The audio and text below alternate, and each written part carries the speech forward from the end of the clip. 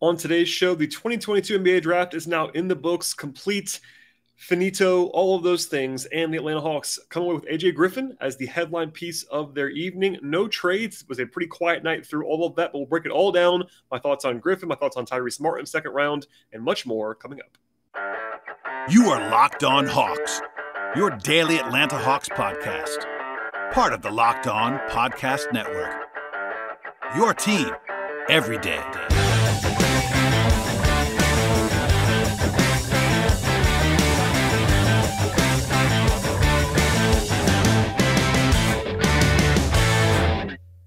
Hello, friends. Welcome to episode 1268 of the Locked On Hawks podcast. I am your host, Brad Rowland, coming to you deep into the night, and I mean really deep into the night on this Thursday evening, which really is now Friday morning and beyond. And today's podcast is all about the NBA draft. So coming into the night, as you might expect, if you're a Hawks fan following this closely, if you're a new Hawks fan or a casual Hawks fan that's diving in for the draft, a lot of the talk about the draft was not even actually about the draft. It was about John Collins. It was about trade rumors. It was about trade up and, home run swings, all this stuff. And at the end of the day, the Hawks stayed put in the first round and drafted at 16 overall. And they also took a player in the second round. Obviously, they did trade back for cash and basically what was the equivalent of a pick sale, which I always love on the podcast. We'll come back to that later on. But for the most part, the Hawks made two picks on a night where they had two picks coming in.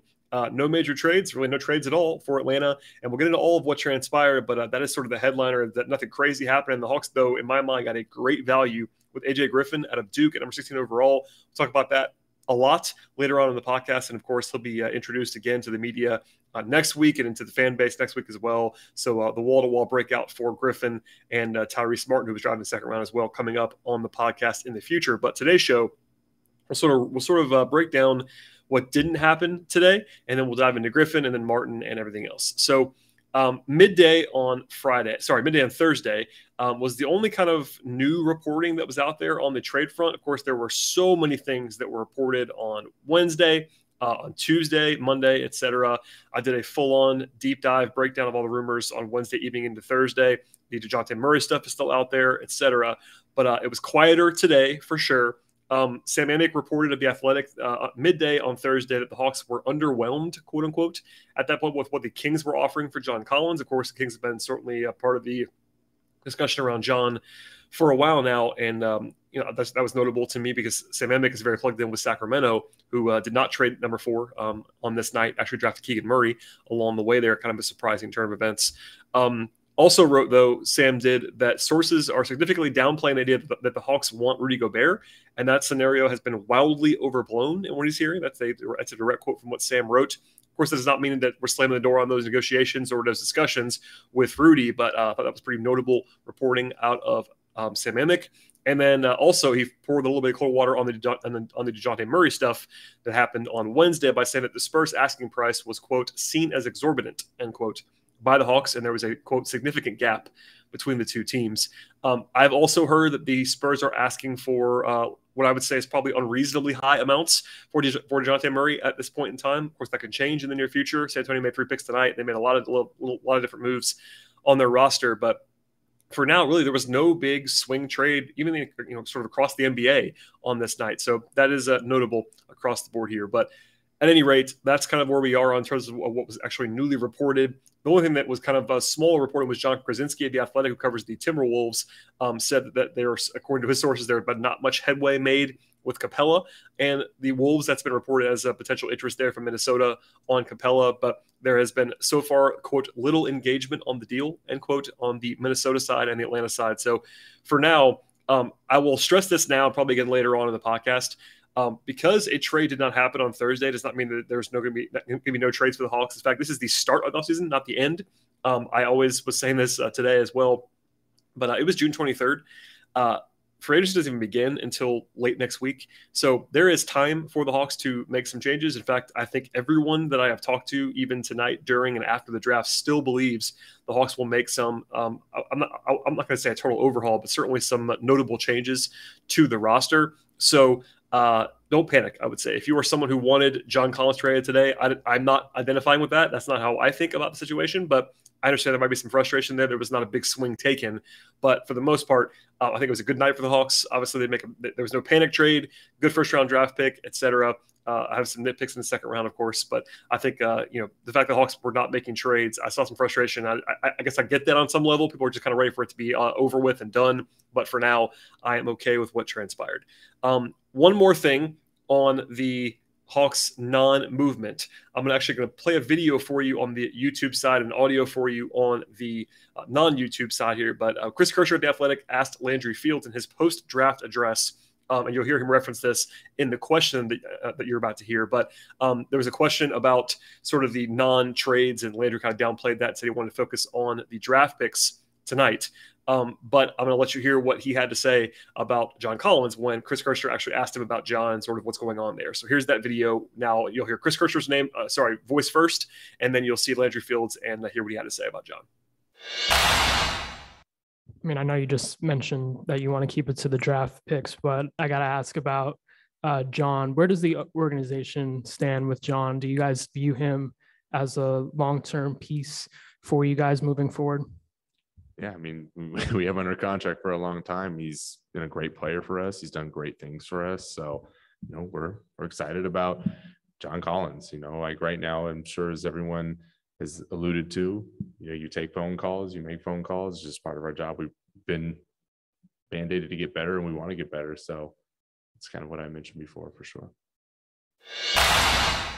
So on one hand, nothing notable here. Obviously, he's not going to come out and say we're trading John Collins in the post-draft interview. He seems a little bit uncomfortable with the question, obviously, and that's not to be a huge shock. You hear the references there, like they're taking calls.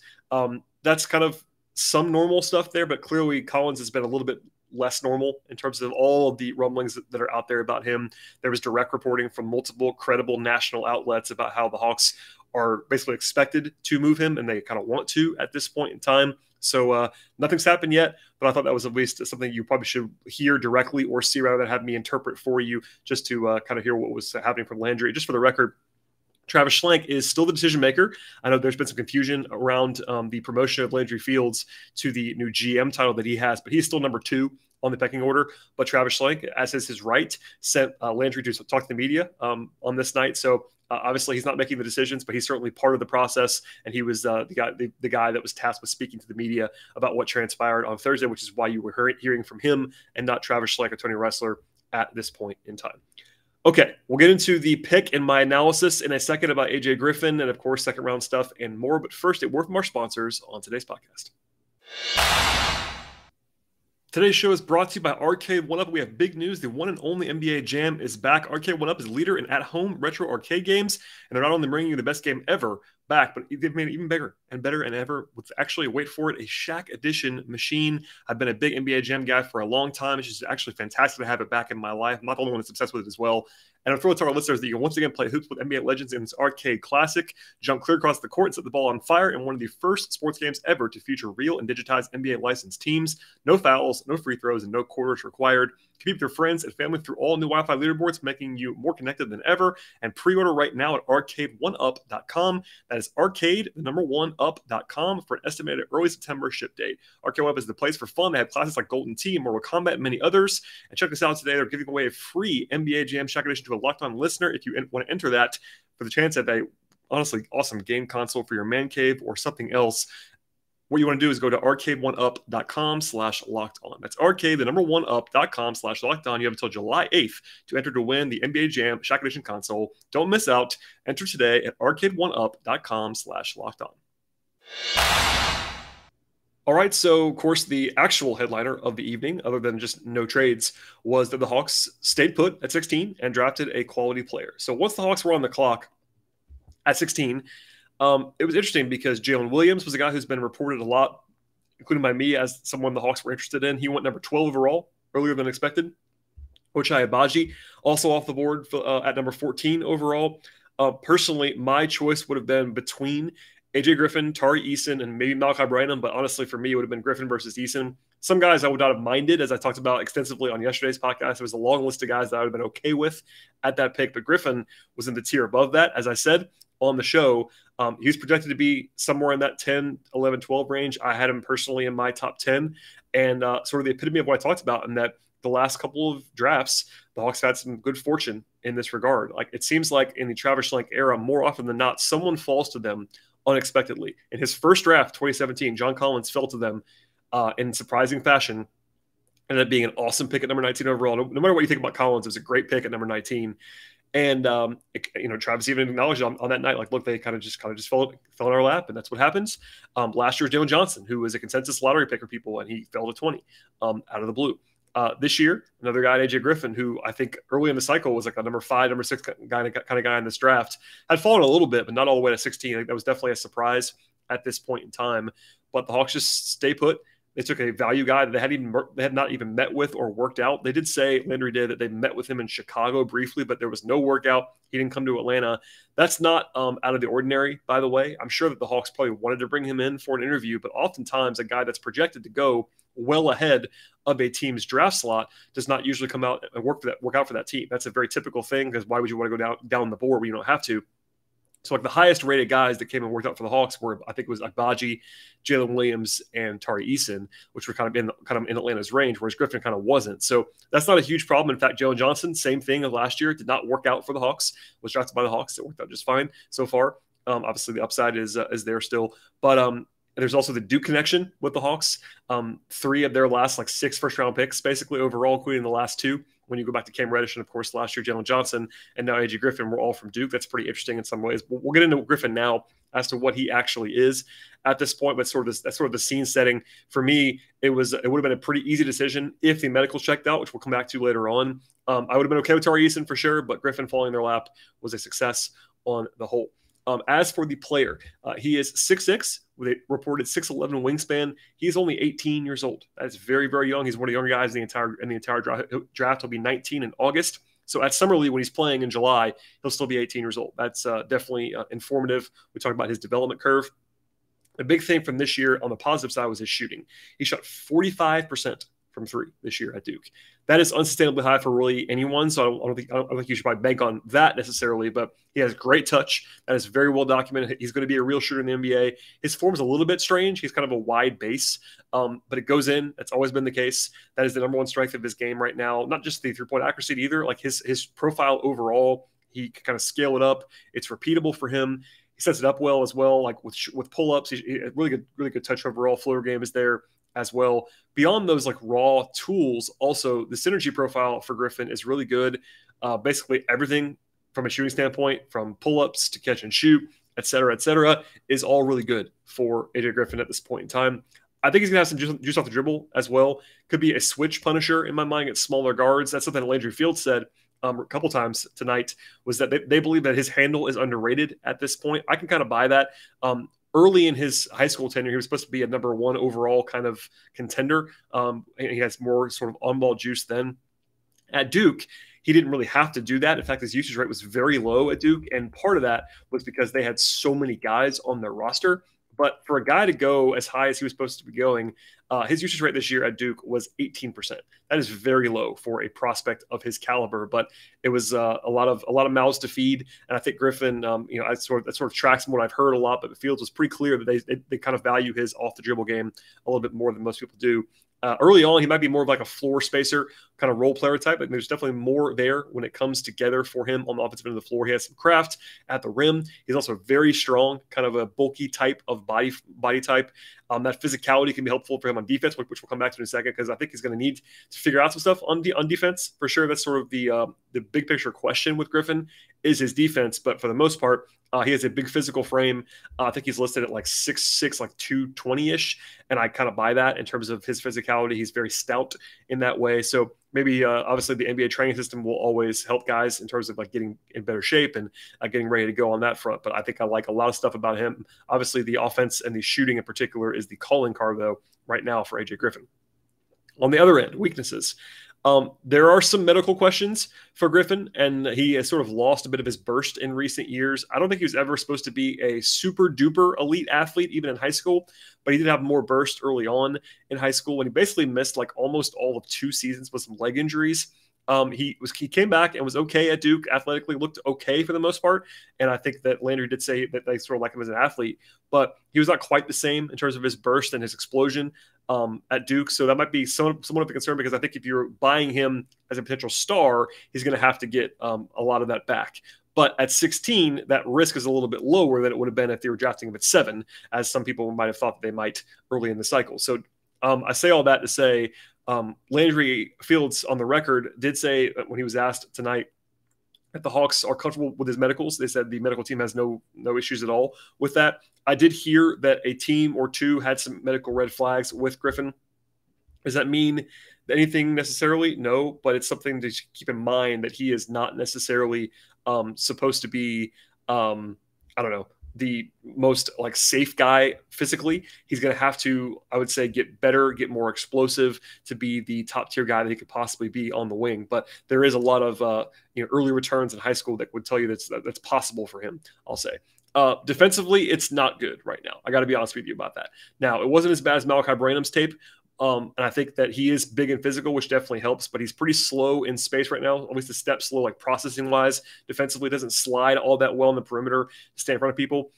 Landry said that there's like the defense is sort of like a calling card for him in some respects. That's not really true right now. Obviously, that's some of the stuff that's to be taken with a grain of salt, but I think that Griffin could be just fine or better defensively. He has the tools to be better than that, but like screen navigation, not the best part of his game right now, obviously. I think he's got to be a supporting guy on defense, but on the plus side, he might have the physical strength to be able to like guard fours maybe in the NBA at some point in time. So defense is going to be a question for a while. He is still 18 years old, but processing wise, skill wise, just awareness wise, versatility, that kind of stuff, it's going to have to improve. On offense, by the way, there isn't too much to be worried about, I would say, other than the potential limitations as a ball handler, which the Hawks don't seem really worried about at this point in time, and as a driver because of the burst stuff. But there's sort of a gap between if he's currently the athlete that he's going to be in the NBA, he's still an okay athlete, but not a great one. And that's kind of the difference there between those two things. I will say overall, I think Griffin could still have star upside. That's possible to me. I could see it if you sort of see the explosion with him a little bit more and turn that into the ability, especially with the Hawks, to be the number 2 guy on the perimeter next to Trae Young. Other than the obvious like medical downside stuff, which I don't think is going to be a huge issue right now, the floor outcome for him, like the low outcome for him, is still going to be a good shooter who's 6'6" and 220 and stout and long. That's a pretty good baseline. Defensively, if it's as bad as it's been at Duke, then that's a problem, but I think it's going to improve on some level.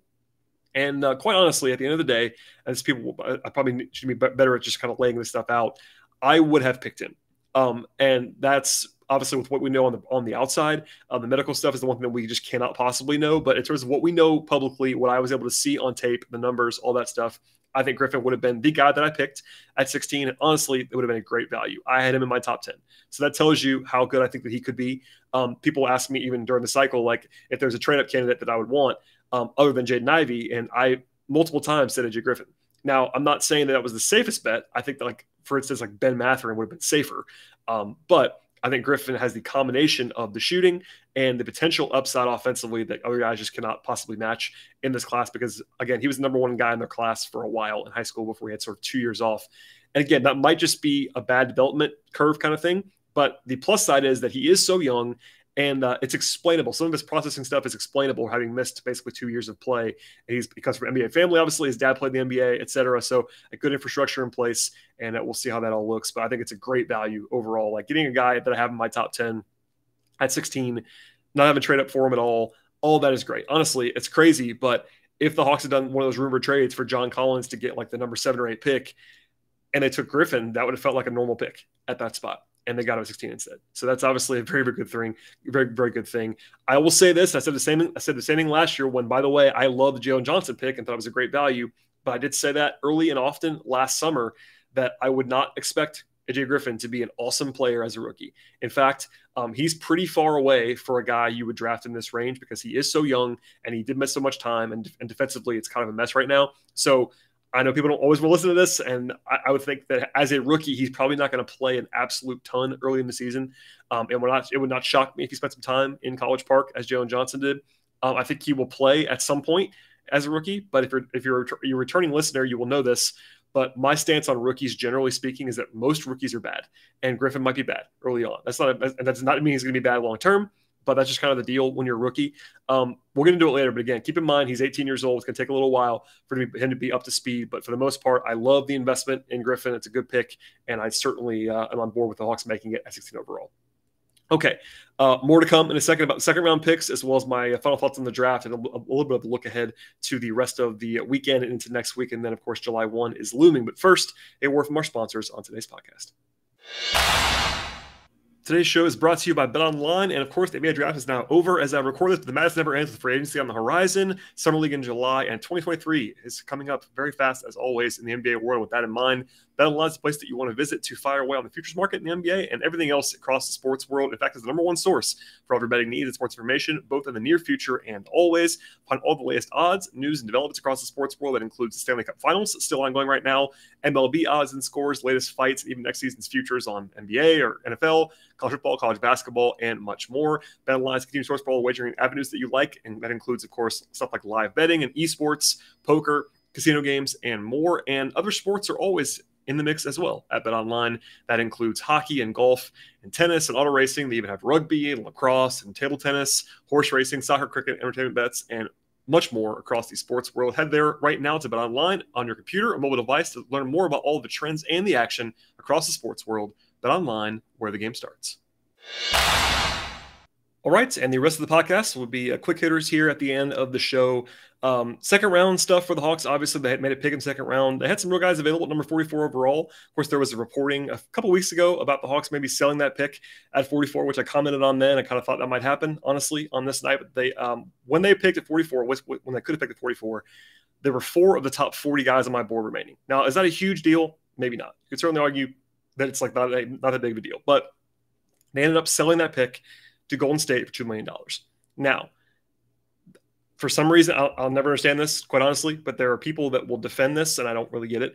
It was a trade, obviously, for 44 for 51 from the Warriors. And the price, quote unquote, to go down 7 slots in the draft is $2 million. Now, people will argue with me if this is a pick sale. This is quite obviously a move that is motivated by ownership making $2 million.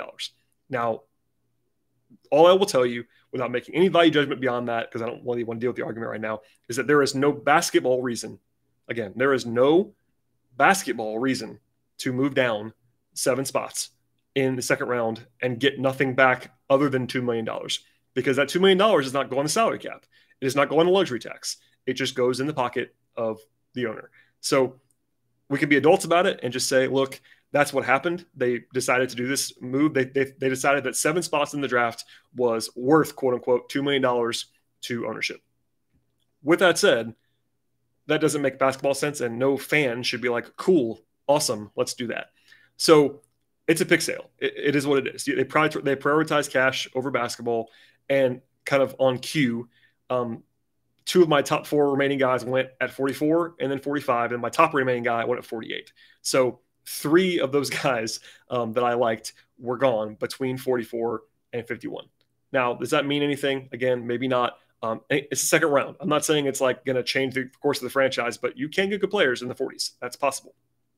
And again, it's just kind of more of an annoyance than anything else, because there's just no basketball reason to do it. But that was what happened. There was a question to Landry Fields about it, and it was kind of just laughed off for the most part about that $2 million. It is what it is. Everybody's an adult, but there's no defense for that. And if you're a fan, if I was a fan, I would not be thrilled by that actually taking place. The end result, not to go down the entire rant anymore, but that's just something that I've always been annoyed by. And it's happened, by the way, multiple times under this ownership group. Alas, the pick at 51 from Golden State to Atlanta was Tyrese Martin of UConn. Martin is a 6'6" wing, was a 4-year guy across from 2 years at Rhode Island and then 2 at UConn. He's 23 years old. That's obviously pretty old. In fact, he's already older than the Kongwu. He's like 6 months younger than Trae Young. So he's a fully grown adult. He shot well this year at UConn, which is a good thing. But previous to that, he had 3 years of pretty bad perimeter shooting. So that's one question mark. If he shoots the way he did this year, he's a prospect. If he doesn't, he's probably not. It's not always that simple, but it's probably partly about that. And even Landry Fields acknowledged that, like, look, he needs to be more consistent with his jump shot. And that kind of tells you, like, this year they're hoping is the real thing compared to the year before. But honestly, offensively, he doesn't have a ton more to his game. I will say, like, I know Landry's talked about his extra juice that was a little bit underrated with the ball in his hands. He got asked to carry the load a little bit at UConn this year, probably not in his best format, but definitely a defense first kind of maybe 3-and-D role player kind of prospect. Defensively, he's a good defender. He's very tough, very physical. That's something the Hawks don't have a ton of, is like that edge to them. And he definitely plays with physicality and edge and motor. Only a reported 6'8" wingspan, which is pretty short for a sort of swingman type player. But rebounding was really good at the college level. That's a positive for him. Came to Atlanta, by the way, for a workout in late May. So they've obviously seen him up close before this. Some similarities to Skylar Mays, not necessarily as a player, but situationally. So you might remember this when they drafted Mays, he was number 50 overall. So basically the same draft slot with one pick away. Another 4-year player who was very old for his class, but also a kind of a tough, rugged, potential role player type. And it's pretty similar in that regard. So I'm not going to tell you that Tyrese Martin is going to be a big thing, but the Hawks might want to roster him. Fields got a question, which was a good one from Chris Kirshner, about like whether they're going to roster him, because honestly, two ways have been what the Hawks have been doing. Mays went on a 2-way contract, so did Cooper. But generally speaking, you can save a little bit of money if you have a rookie minimum deal on your books. That's probably the only option to go ahead and do that. So we'll see. I'm expecting him to play summer league, and we'll see more of him there. But a guy is definitely not a bad pick. I don't know if he was like my number one guy at that point. He probably wasn't. But at that point in the 50s, generally speaking, most people that do the draft kind of like draw almost like an arbitrary endpoint at like 45-ish. That's like a pretty big drop off, generally speaking. Top 45 picks are worth more than 51 in particular, but even like from 48 down. So anyway, they lost some value there. They gained some monetary value in their pockets for ownership. But I think that Tyrese Martin is a potential NBA player. And that's all you have to ask for at 51. We'll see. I think of course, the odds of that are always not great necessarily, but he could help them in the future. And we'll see if he's around on a 2-way or College Park or whatever in the coming days. Since the draft actually ended, David Meneman of ESPN reported the Hawks are going to sign Wichita State guard Tyson Etienne to an Exhibit 10 deal. Basically, what that means it's like a camp invite kind of deal, training camp. That's not a 2-way. It's not a guaranteed contract. It probably includes a summer league invite, so I expect to probably see Tyson Etienne at summer league. The Hawks have in the past signed guys to 2-way deals on the day of the draft. Charlie Brown famously got a 2-way deal as soon as the draft is over, basically. That has not been reported at this point that I have seen. But honestly, summer league is going to start 2 weeks from today. They have a game. So basically, 2 weeks, I guess from when we're listening to this, 13 days from then, there will be at least the summer league schedule actually starts out in Las Vegas. And the Hawks will want to probably gather their team in less than a week and a half, probably for the first time. So they want to fill that roster up pretty quickly. Jalen Johnson's not going to play. You would imagine summer league roster is AJ Griffin, Sharif Cooper, Tyrese Martin, and then we'll see who else. Tyson Etienne, it seems like it's going to be there, but they have to fill that roster out. So keep an eye on that. I'll probably do some reporting on that over the weekend potentially, and then into next week. As far as the moving forward goes, obviously the Hawks have a lot of work to do on their roster, but we don't know what's going to happen at this point in time. I'm going to avoid the deep dive into this right now, but the Hawks have a lot of money committed, and basically they are right up against the luxury tax. So even with Danilo Gallinari, who by the way was not traded on this night, and his guarantee date's the 29th, so we're not quite there yet, but I think it's probably unlikely now that the Hawks are going to be able to trade him to not take money back. If they trade him, it'll probably be a deal to actually get some more money on their books. We'll see if that actually happens. I probably kind of doubt it at this point in time, but I think the most likely scenario is that they probably just cut him. And if they were to do that, they'll have like $9 or $10 million in space under the tax, not under the cap, under the tax. And that's with 9 guys on the roster. And that includes the first round pick and does not include Tyrese Martin. So, yeah, that's no DeLon Wright. That's no like backup power forward type that might be brought in a little bit behind John Collins if he's still on the roster. I still think, by the way, people were asking me this today. If I had to guess, and this is definitely the feeling that I'm getting, that John will still be traded if I had to guess. But as you probably heard, if you listen to the podcast before the draft, I have not ever been someone that says he's definitely going to get traded. I have not ever been to that point. I think it's more likely than not still, but that means that there's still a decent chance that he's not traded. So that's not a foregone conclusion by any means. I still stand by that at this point in time, but we will see. Collins could get traded tomorrow. That wouldn't stun me necessarily. But a lot of the work kind of almost has to be on hold between now and the end of June when free agency actually starts. So it might be kind of a quiet few days. We'll see if it is. It might be some fireworks along the way as well, but the Hawks have some work to do. This is the first day of the offseason in a lot of ways in terms of the actual cycle, not the last. So they'll have some roster management stuff to get through in the next couple of days, but that's where we are right now. No Gallo trade, no Collins trade, no Bogey trade, no Capella trade. None of that stuff happened today that might have been rumored to happen. So we're coming up with more stuff in advance of free agency, and we'll get into all of that next week. As a programming note, my brother is getting married on Saturday. I am the best man in the wedding. So basically, I am going to be unavailable to do much of anything in terms of this podcast on Friday or Saturday. Maybe if there is a huge trade on Friday, I will try to do an emergency podcast from somewhere. But I think more likely, I'm not going to do a podcast until at least Sunday. So my apologies, but it's my brother's wedding. What do you want me to do? I covered the draft. Here we are. And by the way, I'm supposed to be leaving my house in about 4 hours at this moment in time, and I'm still recording, pre-editing, and all that stuff. So tough scene, but that's the name of the game. Anyway, keep that in mind. If anything happens over the weekend, I might be pretty slow to react to it. My apologies, but this is one that's not really avoidable at this point.